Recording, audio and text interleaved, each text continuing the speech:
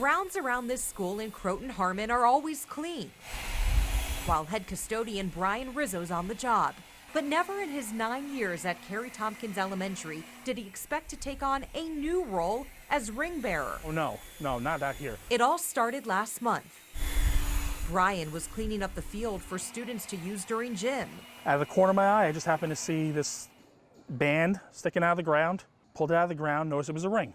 A class ring. Stone was intact, no scrapes on it. Dated 1979 with the initials DM. I called the library. I said, let me get out there. Inside the Croton Free Library, Brian opened up the 1979 yearbook and began searching for someone with the initials of DM. And within minutes, he found a man by the name of Daniel McCreaney.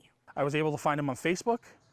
I sent 3 messages. At first, no one responded. 900 miles away, Daniel McCreaney is in shock. I couldn't not believe it. It just had to be true. It was just so outrageous. What were you doing in that woodsy area 40 years ago when you lost your ring? We didn't sit on our iPhones back in 1979. We actually went outside and played sports and things, and I'm assuming that that's what I was doing. Brian shipped the ring to Daniel. It has nothing to do with the material. This has to do with the heart of somebody who saw an opportunity to make somebody feel better about something. I feel a warmness in my heart that I was able to do this for him and able to find this for him. A random act of kindness rewriting this ring story. In Croton, Rebecca Solomon, News 12. Here we go! Happiness on a playground. It's hard to find for Nicholas Wheeler. I have a disability. Other people in wheelchairs, it's not always 100% accessible, so I can't enjoy it. Until now. Oh, yeah. Nicholas joins his friends from Cerebral Palsy of Westchester in Rybrook Thursday. Breaking in the new Harmony Park.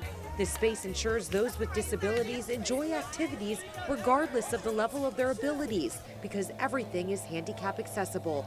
Plus, the space is safe because it's contained in the CPW courtyard. They don't have to feel limited to what they could do. When they're out here, they're free. They're free to be who they are and to be and play however they like. I like to have being with more friends and enjoying with everybody.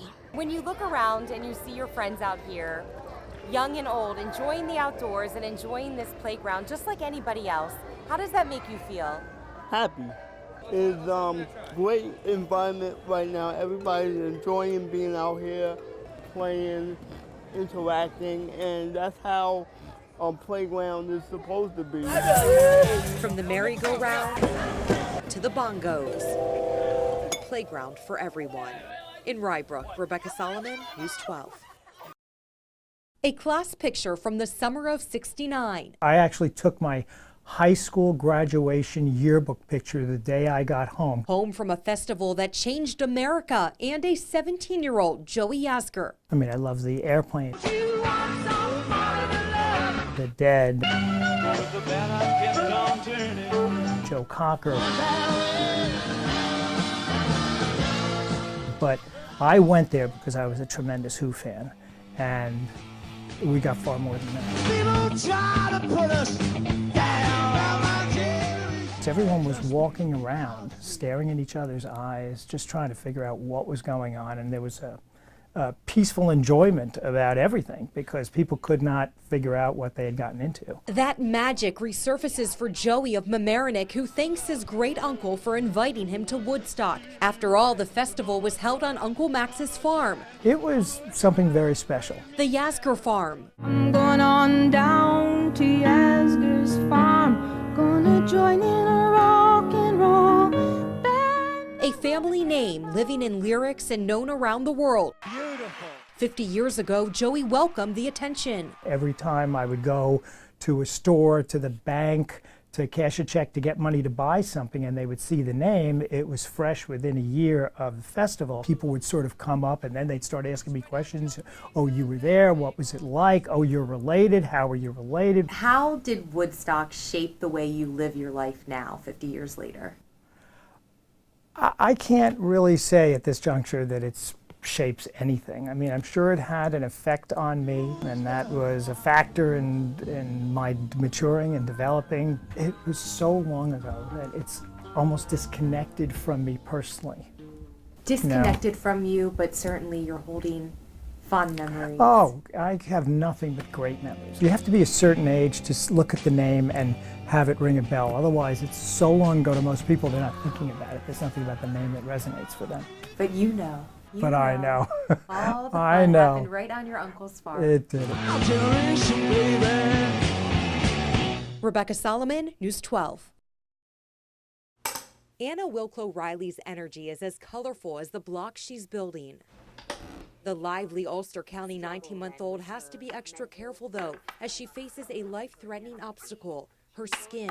That's the biggest organ in your body, so it affects everything. So if you don't take care of it, first of all, she would get infections. Jenny is Anna's mom. She explains her daughter was born with a rare medical condition called harlequin ichthyosis. Anna's body was covered with excess skin. She can't cool her body by sweating, and infection is a major concern. She just makes a whole lot more skin and doesn't really shed off the top layer, which is fine when you're in utero and you're floating around in water.